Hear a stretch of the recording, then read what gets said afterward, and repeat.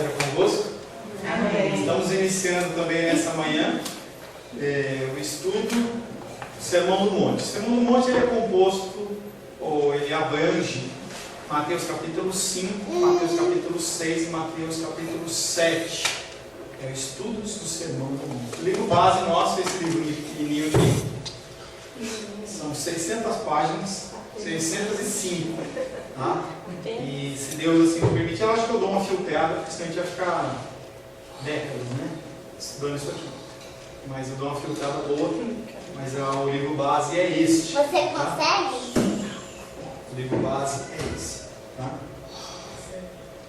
Breve introdução. Hoje nós vamos fazer, mais alguns domingos, nós vamos fazer mais uma introdução a respeito desse estudo. Nós temos que entender como nós estamos começando a estudar a fé.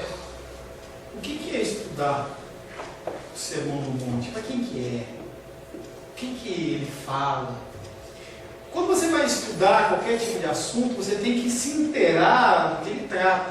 Não simplesmente sentar e... Às vezes a pessoa, quem estava vendo um filme ontem com a Rosângela, a gente não teve introdução nenhuma. Simplesmente o cara começou e tiro e morte, não sei o que, e os caras gritando. Eu não entendia nada. Eu falei, aí deixei passar mais uns 2, 3 minutos. Eu falei, não dá, né? Você não sabe do que se trata. E é interessante você, antes de ler alguma coisa, você saber o que se trata. Leia, tenha o hábito de ler introdução, prefácio das coisas. Ler essas sinopsezinhas que aparecem atrás dos livros. Sabendo o que é que a pessoa trata. Mas você não pode ficar perdendo tempo, né? Quando se examina qualquer ensinamento, é regra sábia você proceder do geral para o particular, que é o que nós vamos fazer. Quando você vai estudar algum assunto, primeiro você, antes de se especializar, você olha para o geral. Se você vai fazer um curso de Direito, você faz bacharelado em Direito, depois você se especializa, penal, constitucional, qualquer coisa. Se você vai fazer Medicina, você faz no âmbito geral e depois você faz Pediatria, Geriatria, qualquer outra coisa. São as chamadas especializações. Exatamente. Tá? Odontologia, mesma coisa. Teologia não é diferente, ele é a mesma coisa. Essa é a única maneira de você, aí é um ditado popular, de não se perder de vista o bosque por causa da árvore. Você se foca tanto numa coisa ou num assunto, você esquece o geral. E dentro do cristianismo isso é acontecido demais. As pessoas elas não focam Deus, mas focam a cura. Foca ao financeiro, foca o emocional, foca a ação social, mas o foco principal não são essas coisas. A igreja tem uma função, e a função dela não é simplesmente abrir as portas, falar do evangelho e pronto. Ela tem outras funções, mas a função principal da igreja é falar de Deus. A função principal não é alimentar as pessoas na rua. A função principal da igreja não é vestir as pessoas que estão sem roupa na rua. O objetivo principal da palavra de Deus é falar de Deus. As outras coisas elas são importantes sim, mas elas são acessórias. E a gente tem que entender essa coisa. Nosso foco dentro da nossa igreja é o ensino da palavra. Nós temos o Ministério das Mulheres. A gente se alegra com uma festa aqui, uma ali, ajudamos as crianças na creche e outras coisas que vão acontecer por aí, mas o foco principal é ensinar a palavra. É que no dia do Senhor, o meu foco principal é no dia do Senhor, cada um de vocês seja apresentado ao Senhor como um filho e uma filha amada em quem o Senhor tem prazer. Em que vocês possam, dentro da sua vida, tomar decisões bíblicas. Eu não estou aqui para impor nada para vocês. Eu estou aqui para falar do que a palavra de Deus diz. E você vai encarar na sua vida uma série de situações em que você vai ser confrontado a agir como cristão ou como não cristão. Essa é a minha função. Eu não estou aqui para dizer que você tem que usar cabelo comprido, curto, roupa longa, tal. Eu não estou aqui para isso. Em algumas situações talvez seja necessário, como por exemplo, hoje a gente tem um louvor ainda pequeno, mas vamos dizer que as pessoas começam a vir pessoas e as meninas começam a usar roupas que não são adequadas. E que não são adequadas. Eu vou falar, e aí não é uma coisa que a pessoa decide ou não decide. O parâmetro nosso é esse. Mas dentro da sua vida, você faz o que você quer. Se você vier aqui de um jeito, de outro, para mim não importa. Eu estou aqui preocupado em te instruir. Mais nada que isso. O que você vai fazer com essa instrução é você e Deus. Eu estou com um atalaia aqui. Eu falo o que Deus está falando e você tem que prestar atenção para ver se eu não falo besteira. E aí você toma as suas decisões pautadas no que a palavra de Deus diz. Então não perca de vista o bosque que é Cristo por causa da árvore, que é todas essas coisas que a gente falou. Essa regra reveste ainda de maior importância quando nós falamos do Sermão do Monte. Jesus Cristo ele falou todas as coisas que ele falou, e nós vamos estar nos domingos a partir de aqui, a partir de hoje, falando. Ele não sentou simplesmente porque ele não tinha o que fazer, ele sentou para falar, não, ele deu instruções, ele deu comandos e deu coisas que são complexas de você entender. Não são coisas simples, porque elas vão de encontro ao que a sociedade nos ensina, de encontro com o que a cultura ocidental nos ensina. Você vai ver coisas que você vai falar assim, não é isso. É isso que a Bíblia está falando. Coisas do tipo, não é do Sermão do Monte, mas coisas do tipo, os homens, eles têm que amar suas esposas da mesma maneira que Cristo amou a igreja, disposto inclusive a morrer por ela. É difícil isso. E que a pessoa fala assim, eu estou sendo usado? Quer dizer que eu estou sendo usado? Por Deus, como instrumento. É assim mesmo? A Bíblia está dizendo. Eu não quero isso para a minha vida. Tudo bem? Mas a verdade é essa. A Bíblia tem essa finalidade. Mostrar o que Deus espera do homem, o que espera da mulher. Posso estar sentado com a Bíblia aberta à minha frente, posso estar lendo suas palavras, avançando capítulo após capítulo, e no entanto posso estar tirando conclusões totalmente falsas das páginas diante dos meus olhos, ou quem sabe nenhuma conclusão, posso estar agindo mecanicamente. Você fala assim, eu leio a Bíblia, pastor, eu leio 10 capítulos por dia. Legal. O que você aplica na sua vida? Não, só ler. Só ler. As pessoas elas pulam da revista Caras para o Correio Brasiliense, para a Bíblia, como se fosse a mesma coisa. Leitura. Quantas vezes você leu a Bíblia? 10, 50. Isso é uma pergunta que eu faço em todo curso de teologia que eu faço. A Edilene já ouviu isso. O Gordinho não ouviu. A Gene deve ter ouvido. Eu entro na sala, quando eu pego uma turma nova de teologia, eu pergunto para as pessoas: vocês já leram a Bíblia? Não. O que você está fazendo aqui? Você acha que o curso de teologia é para ensinar você a ler a Bíblia? Se você não leu a Bíblia, querido, você está andando perdido. Sabe que tem uma série que acabou já, que chama Lost, Perdido. Se a pessoa falar que todo mundo tem que usar verde, você usa porque você não leu. Se a pessoa falar que você tem que dar o trízimo, tem que dar 30% do seu salário em vez de 10%, você dá porque você não sabe, você não conhece. Se a pessoa fala que você não tem que ir na medicina porque é falta de fé, você acredita porque você não leu a Bíblia. Princípio básico do cristão: ler a palavra de Deus. Como é que você pode dizer que você conhece Deus se você não lê? E eu não estou preocupado se você não leu ou não leu. Quem vai lidar com isso em você vai ser você e Deus. Eu simplesmente tenho que falar para você: você tem que ler a Bíblia. Separe um tempo. E aí a gente volta naquela discussão: lê como?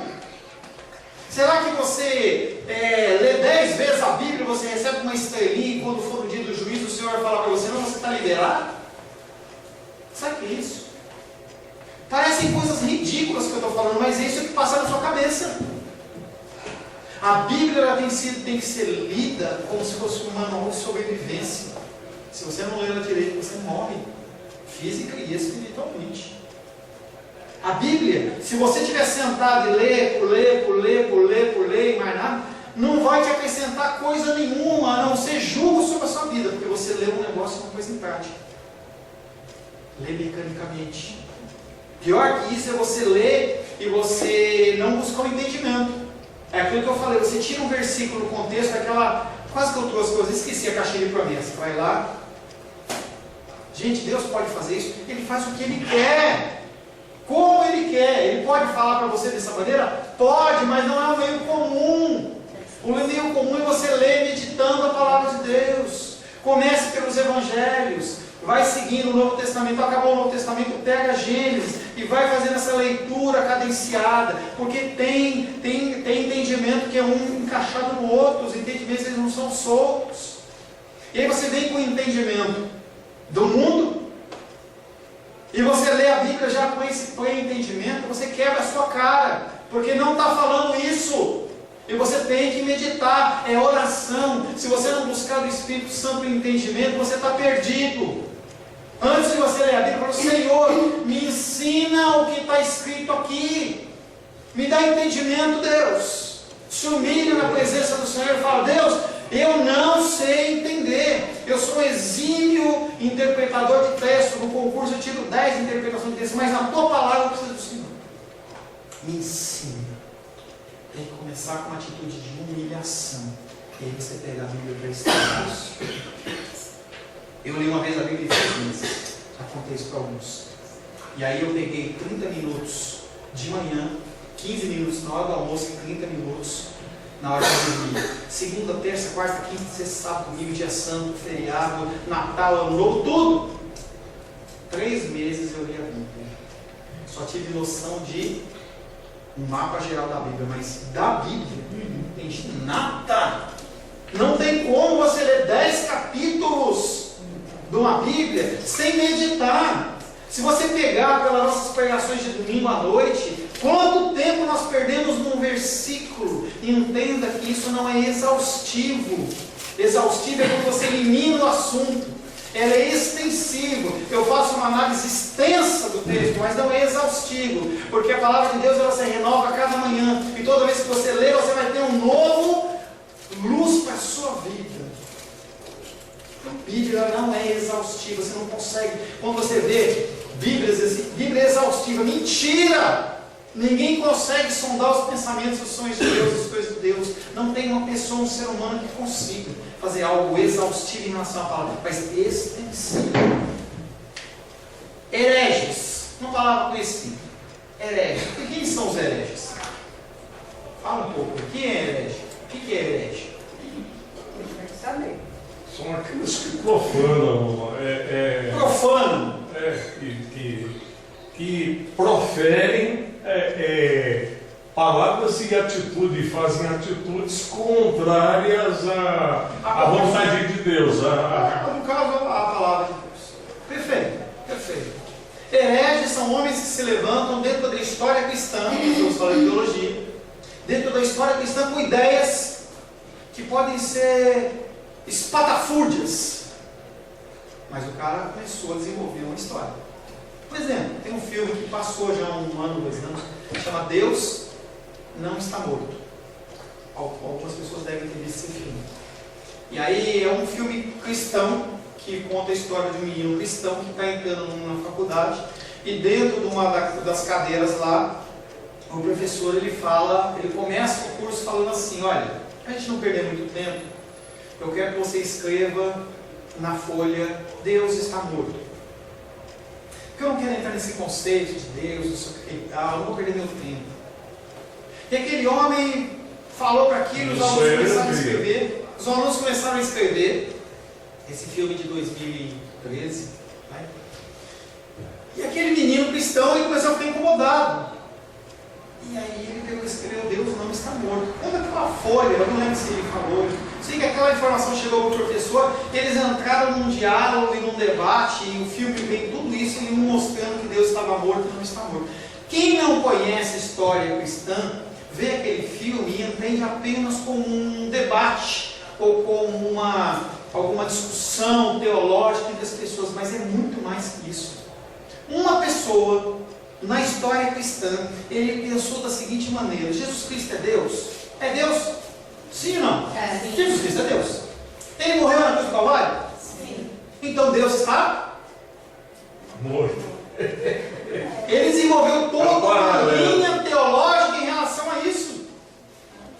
cara é um herege, porque ele ensinou, ele tomou conclusões erradas em cima de um texto que não estava falando aquilo. Os hereges nem sempre são homens desonestos. Há sim homens desonestos, mas a sua grande maioria, posso dizer assim, na esperança, a sua grande maioria, eles são homens que têm um entendimento da palavra de Deus errôneo, que acham que está certo, e eles começam a buscar uma série de embasamentos para aquele conhecimento dele, aquele entendimento dele, e vão desenvolvendo. Tem muitas linhas teológicas, desde a morte de Cristo até os dias de hoje. Pessoas pensam coisas que, se eu falar para você, conto, falo só assim, você dá risada, né? Que Deus está morto. Mas se eu começar a mostrar o conhecimento teológico de onde ele se baseou, você fala assim, poxa, será que é assim? Porque as pessoas elas vão no profundo. Pessoas elas vão estudar a palavra de Deus, e esses hereges são pessoas que estudam a palavra de Deus, mas tiram conclusões erradas, porque eles acham que eles dependem de si mesmos. Quando você lê a palavra de Deus e tirar conclusões por sua conta, você está sendo um herege. O que importa é o que Deus está falando, e não o que você acha.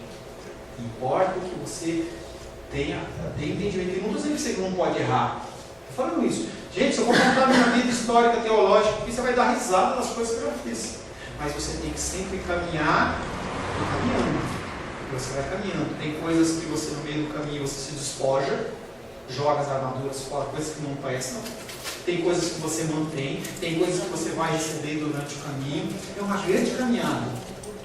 E o nosso objetivo é esse. Mostrar para você coisas dentro do que nós temos aprendido, e você vai se despojando. Tem coisas que são difíceis. Eu lembro que uma vez a gente estava ministrando um senhor de uma religião, e ele falava para mim assim, pastor, eu sei que isso é verdade, mas é difícil para mim, porque quem me ensinou isso foi papai e mamãe, eu não posso entender que eles me ensinaram errado.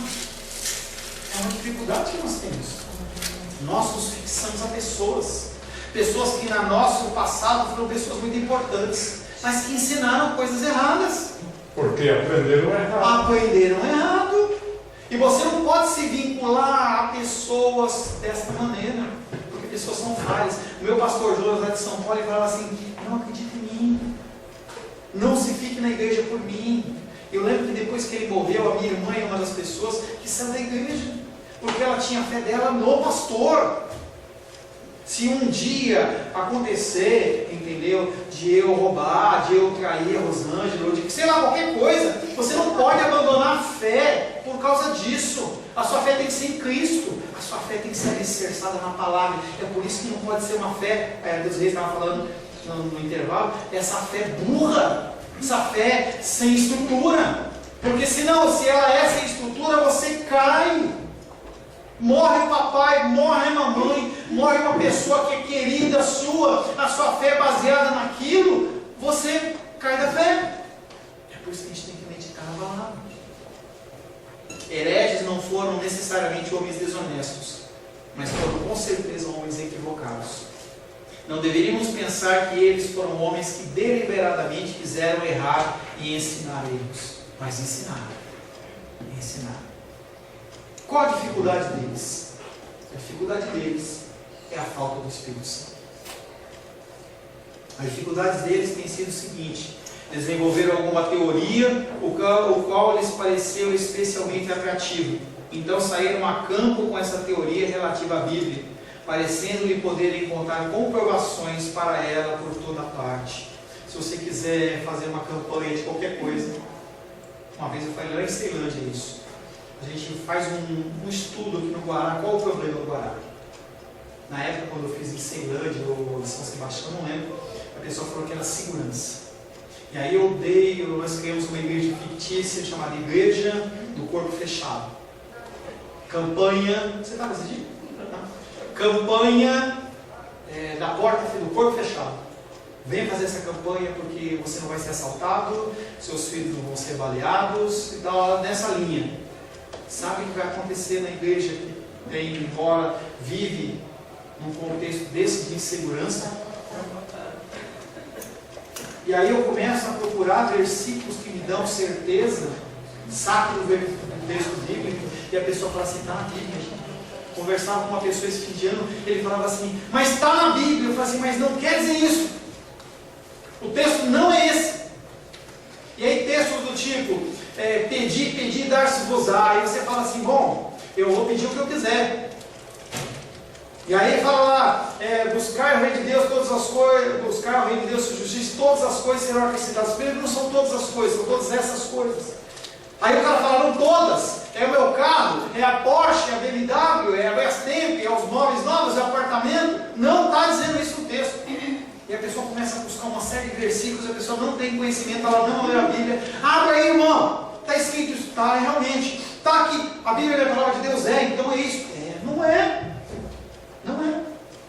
Você tem que entender o que está sendo falado.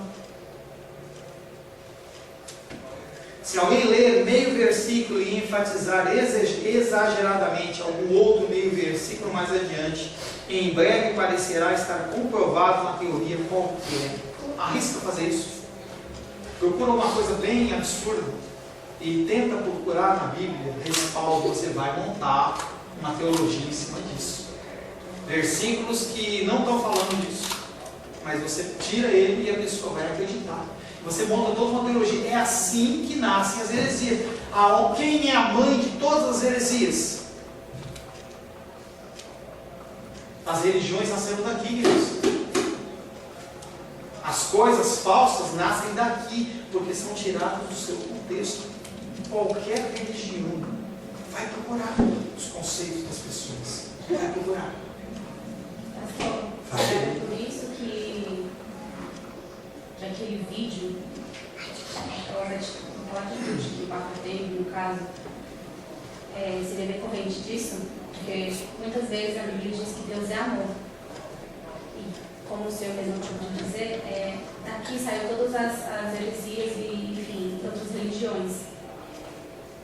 Ele diz que todos buscam o mesmo Deus. Será que seria baseado nesse sentido? Qual que é a linha mestra de ensinamento? Vou voltar nesse ensino. Qual que é a linha mestra de ensinamento da palavra? Amor. Está aqui. Amor é o centro da palavra. E ela está falando de um vídeo que ela passou para mim, que fala, é uma declaração do líder da Igreja Católica Romana, em que ele começa a falar sobre o amor. E aí, nesse contexto, aparece um judeu que fala assim... Na verdade, eles falam, cada um fala assim, eu sou judeu. Sou budista. Eu sou budista. Cada um fala Eu sou islamista. Eu sou hinduísta. E aqueles homens vão falando, homens e mulheres vão falando. E o Papa vai falando no fundo, e ele fala assim, gente, vamos entender que o nosso Deus é um Deus só. Vamos entender que todos buscam o amor. E aí mostra cada religião falando do amor. E aí ele faz um arrematamento daquele vídeo lá. Não sei se foi ele que montou, não sei se montaram o vídeo em cima do que ele estava falando, não sei te dizer. Eu sei que no final mostra as pessoas todas se abraçando, meio música do John Lennon, todos amando-se a si mesmo. Gente, nosso Deus não é o Deus deles. Não tem concordância nas coisas. Eu não estou dizendo para você maltratar ninguém, não estou falando isso. Eu estou falando que você tem que entender que o Deus de uma pessoa com uma religião islâmica ou uma religião budista, ele não é o seu Deus. É diferente. E ali ele está vendendo uma ideia de ecumenismo. Podemos sentar e ser um só corpo. Não pode. Pastor, aproveitar esse momento. É que assim, para mim, eu não consigo olhar para você, vamos dizer, você é espírita, aquela ali é budista, eu não consigo olhar para vocês dessa maneira. Eu olho para você como estou olhando para o Paulo, de verdade, ela, a Luquinha, esqueci o nome, e eu olho para cada um como aquela pessoa que eu conheço. E eu esqueço que ele tem uma religião. Eu não vou me basear naquilo que eu sei que ele é. Eu quero conhecer a pessoa. E dentro disso, eu não quero fazer exceção de nenhum. Porque eu não me considero melhor do que nenhum desses. Certíssimo. Não me considero melhor. Certíssimo. O entendimento é, você acredita no que você acredita porque Deus teve misericórdia de você. Mas, uma religião não é igual a outra. Uma fé não é igual a outra. Não tem como haver concordância na fé. Não estou dizendo que você tem que se isolar, não estou falando que você tem que ser um monge tibetano, em que você fica lá numa cela e você não tem contato com ninguém, entendeu? E as pessoas estão como se tivesse uma praga, uma peste negra, se você tiver contato, você é contaminado. Não estou falando isso, eu estou falando que o que esses homens e mulheres acreditam não é o que você acredita. Deus é um só. Deus é um só. Nesse conceito você pode pensar que o Deus é um só. Mas os deuses que eles acreditam não são Deus da Bíblia. E aí quando você começa a comparar uma religião que fala que Jesus Cristo não é Deus, e você acredita que Jesus Cristo é Deus, eclesiasticamente, religiosamente, você não tem como andar junto com essa pessoa. Não estou dizendo que você não pode ir no churrasco, não estou dizendo que você não pode ir numa festa, não estou falando isso. Estou falando que, eclesiasticamente, no sentido religioso, você não comunga a mesma coisa. Não comunga. Entendeu? Não comunga. Nós temos amigos que são testemunhas de Jeová e eles creem que Jesus Cristo não é Deus. Nem por isso, esse fim de ano nós estamos lá comendo um caranguejinho, ótimo, maravilhoso. Não quer dizer que não é isso. Essa posição radical de que você não é irmão, ou você é primo, esse negócio, aí é ignorância. Também não é bíblico, é o outro extremo. É o outro extremo. Vamos dar continuidade. Se alguém ler ali o versículo e enfatizar exageradamente algum outro versículo, mais adiante, em breve, parecerá estar comprovado uma teoria qualquer. Ora, como é evidente, precisamos estar sempre vigilantes a esse respeito. Nada há de tão perigoso como nos aproximarmos das Escrituras com alguma teoria, de ideias preconcebidas, de algum conceito favorito e todo nosso. Porque no momento que assim fizermos, seremos tentados a acentuar em demasia algum aspecto e a atenuar em demasia algum outro aspecto. Cuidado com extremos. Cuidado com extremos. Tem igrejas que ficam batendo, o cara só espanca. E não se fala da esperança. É uma coisa que a Rosângela sempre chama a minha atenção. Sempre que você for falar, você sempre tem que trazer a esperança, que é o conceito do Evangelho do testemunho cristão. Não é só falar que você é pecador, que você vai para o inferno, que você é miserável, que não sei o quê, que não sei o quê. Não, eu tenho que trazer, tem que ter um balanço, tem que ser balanceado pelo Espírito Santo. Algumas coisas são mais duras que outras, mas tanto uma como outra tem que ser segundo a vontade de Deus no balanceamento. Porque se você forçar uma coisa, você mata a pessoa. Meu pastor lá de São Paulo me deu um exemplo da borboleta. Se você vê a borboleta, ela está num casulinho lá, e você vê que ela está se esforçando para nascer, e você for lá e ajudar ela a cortar com estilete, com o maior cuidado, aquela borboleta morre. Porque ela tem que se esforçar. O nascimento de uma criança, entendeu? Ela nasce, aquela criança, ela nasce se esforçando toda para o aparelho respiratório dela voltar a ver e funcionar tudo dentro do propósito. Você tem que medir as suas palavras quando você fala. Nós, como cristãos, somos pessoas que matamos o nosso próprio exército.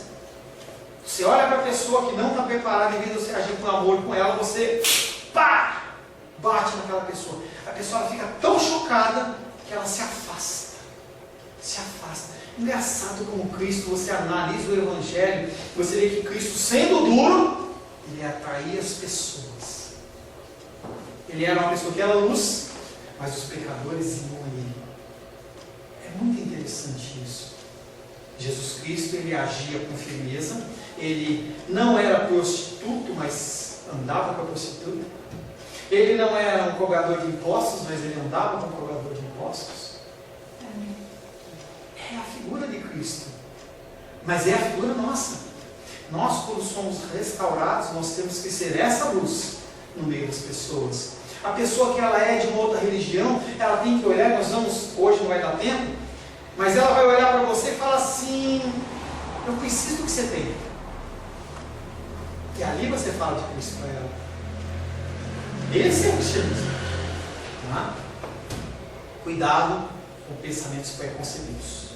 Cuidado. Algumas pessoas enfatizam de tal modo a lei que reduzem à nulidade o Evangelho de Cristo. Por exemplo, os judaizantes. As pessoas na época de Jesus, conforme alguns judeus, a palavra primeiramente veio para os judeus, Jesus Cristo fala que ele tinha a prioridade de falar para aquele povo judeu. As pessoas elas foram se convertendo. Quando Pedro ele proclama o Evangelho após Pentecostes, mais de 3.000 pessoas se converteram. Que pessoas? Judeus. Só que alguns não se libertavam daquele conhecimento e queriam continuar impondo uma série de conceitos. Você é cristão, sim, ama Jesus, tal, só que você tem que circuncidar, você tem que fazer isso, você tem que fazer aquilo. As igrejas cristãs estão lotadas disso. Você está na igreja, mas você tem que fazer isso, tem que fazer aquilo, tem que ser aquilo outro. Você não pode usar o óculos na cabeça, você não pode fazer isso, não pode fazer aquilo outro. Se você fizer isso, se você fizer aquilo, não, você vai para o inferno. É uma lista de mandamentos, de comandos, você tem que seguir. Não tem isso. Só os que estão na palavra. Tem coisas que realmente você tem que seguir. 10 mandamentos. Está no Antigo Testamento, mas ele é válido. Honrar pai e mãe é um mandamento. Você tem que honrar. Desejar a coisa do próximo, você não pode. São mandamentos. Algumas pessoas enfatizam de tal modo a lei que reduzem à nulidade o Evangelho de Cristo, juntamente com a sua gloriosa liberdade. Você é livre! Você sabia disso? Que Jesus Cristo ele veio para romper as amarras do pecado e fazer você uma pessoa livre, um verdadeiro adorador, uma pessoa que transborda de liberdade, não libertinagem, liberdade. Para essas pessoas, o cristianismo é nada mais, nada menos do que uma coletânea de ações morais. Já contei esse exemplo, mas ele cabe de novo, vou contar. Estava dando aula para uma menina, dentro do contexto disso que eu estava falando assim: pastor, você não pode indicar para mim um livro que fale todas as coisas que ainda são e as que não são? Eu falei para ela: tem, aqui ó. Mas tem que ser orientado pelo Espírito. Senão eu vou ler lá e vou achar que todas as mulheres elas têm que usar saia. Se não usar saia, vai para o inferno. Conta uma história que diz que uma moça evangelista estava passando um tempo numa outra cidade, evangelizando, e ela estava na casa do pastor. E o pastor falou para ela assim: você não pode usar calça. Por que não, pastor? Porque a Bíblia está dizendo que você não pode usar calça. Então, ela falou assim: respondeu para o pastor, então, o senhor tem que usar saia. Por que está falando isso? Porque no Antigo Testamento, os sacerdotes usavam saia. Você vê que você vai de um extremo para outro, é muito fácil. Porque as pessoas, elas buscam, na palavra de Deus, forma de dar justificativa no meio que ela quer agir. Por que tem tanta igreja cristã aí fora? Porque o Jesus Cristo são vários Cristos. São o Cristo que pode isso, o Cristo que pode aquilo. A gente tem falado bastante sobre essas pregações. A forma do Cristo dessas pessoas não é a cruz, mas é qualquer outra coisa menos cruz. E aí você vai adaptando Cristo. O meu Cristo ele pode, mulher usar calça. O meu Cristo, mulher pode usar cabelo curto. O meu Cristo, homem, ele pode usar, tem que usar terno. O meu Cristo tem que usar gravata. Se não tiver gravata de terno, o cara não é crente. Eu não estou dizendo que você não tem que respeitar o ambiente da igreja. Você tem que respeitar. Se uma igreja tem esses pressupostos, você quer ficar lá, entendeu? Se vista e se haja daquela maneira. Se você vai numa igreja em que as pessoas não dão glória a Deus, você fica na sua, glorifica ao Senhor, não escandaliza o irmão. Bate palma, cuidado com essas coisas. Não se enche de religiosidade. Para essas pessoas, tudo é lei, não restando nenhuma graça. Falam tanto sobre viver cristão como algo que temos que fazer para nos tornarmos cristãos, que tudo se transforma em legalismo puro e a graça ela desaparece. É um extremo. Legalidade. Tem outro extremo? Tem. Também da mesma maneira perigoso.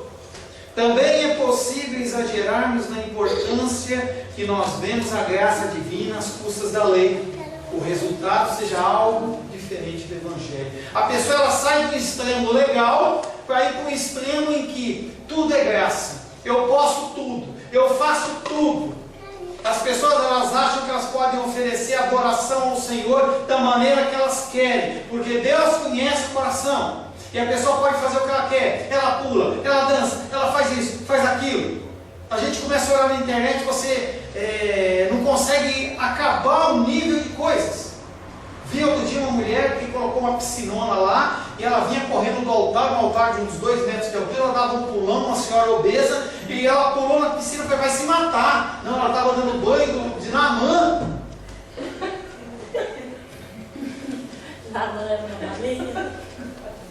Ela ficou com Sérgio Jones. Eu acho que eu tô. O cara lá na frente da churrasqueira, não estou para falar de heresia, mas churrasqueira, unção do Espírito. E a pessoa na frente de uma churrasqueira acesa, e a mulher segurada, o homem segurado um de cada lado, e o cara soprando. Sopra, e o fogo sobe. Aquele fogo subir, normal, gente, é física. E aí, olha que aquele fogo incendiava, aquela pessoa caía para trás. Glória a Deus, porque o Espírito Santo. Oh meu Deus, você só não está lá porque Deus tem misericórdia sobre nós. Não é nem 100% graça, nem é 100% lei. É balanceado. Também é possível exagerarmos em relação à importância da graça divina às custas da lei. O resultado é algo que não é o Evangelho do Novo Testamento. Romanos capítulo 5, versos 19 a 21.